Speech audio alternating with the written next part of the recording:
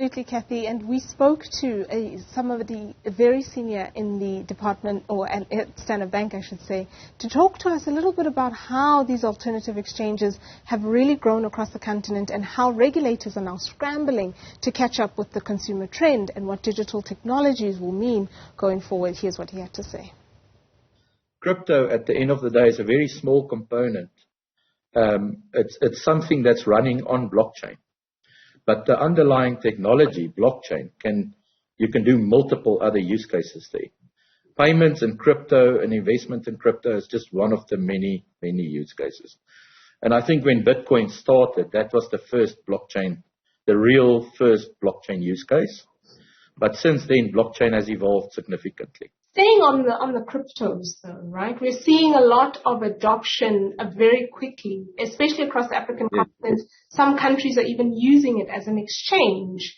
But that introduces some risk, no?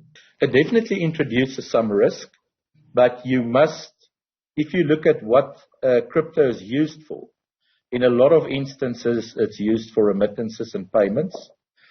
And the underlying blockchain is also utilized to make payments in real time across the world at a fraction of the cost of what it's costing to use traditional banking and other payment rails. So a big comment that was made, I attended this Global Startup Awards, and we spoke to quite a lot of people across Africa, is that in Africa, people innovate out of necessity, and that's where this blockchain can help to democratize a lot of the services.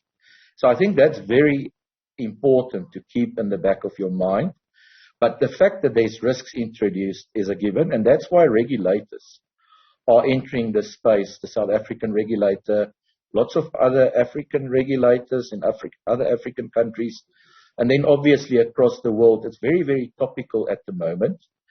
But I think I mustn't use the word I think. I know that regulators will not stifle innovation. They've made it very clear. And blockchain represents a paradigm shift, and so does crypto. And if it's regulated and tracked appropriately, then I think it will bring a lot of that unknown risks to be better understood by investors, people that leverage blockchain to make remittances and payments, as well as regulators and financial institutions. What do you think the purpose of regulation would be in a case like this? Would it be to protect consumers or to help guide or development of blockchain and blockchain industries in a certain direction? Okay. If you start with a top-down approach, I know that regulators and countries and governments are actually starting to create funds to support blockchain use cases across the continent.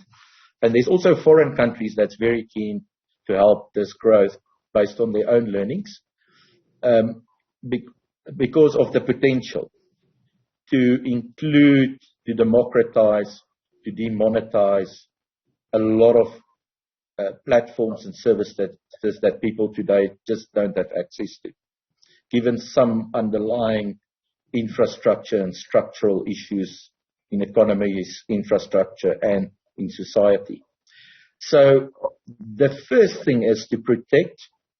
A risk-based approach is followed, so you can identify that.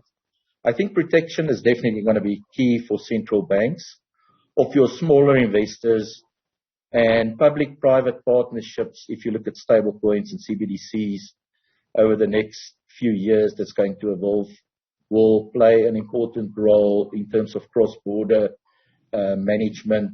Anti-money laundering is still very important. Terrorist financing, and then there's a lot of people that are not utilizing blockchain for good. So I think that is the purpose, is to enable the technology to be leveraged and used for the purpose that it was intended for.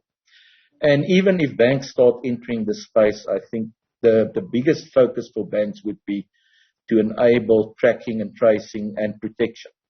Storage of assets in a safe environment, managing private keys.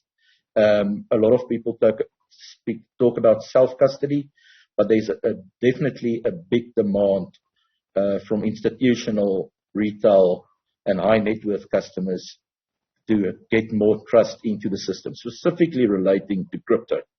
If that environment has been set up in a way that brings trust, it's a little bit of a intuitive comment there, because blockchains are trust machines.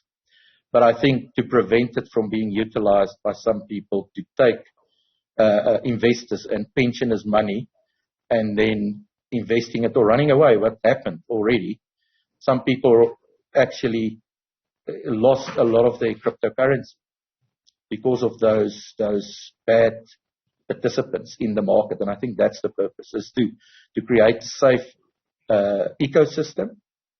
And ultimately, it's all about interoperability, whether you do crypto, digital assets. People talk about non-fungible tokens. Non-fungible tokens is a fantastic opportunity to expose African creativity to the rest of the world. I always use the example, we travel a lot in Africa. I've got paintings from Malawi in my house. An artist in Kenya drew a picture of my whole family. That's when you walk into my house. It's a huge portrait.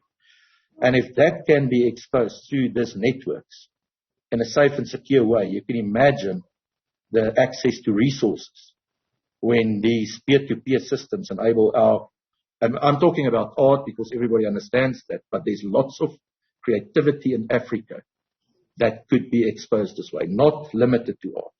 There's music, there's lots of great opportunities to grow and to obtain funding across the world for these talented people directly in Africa.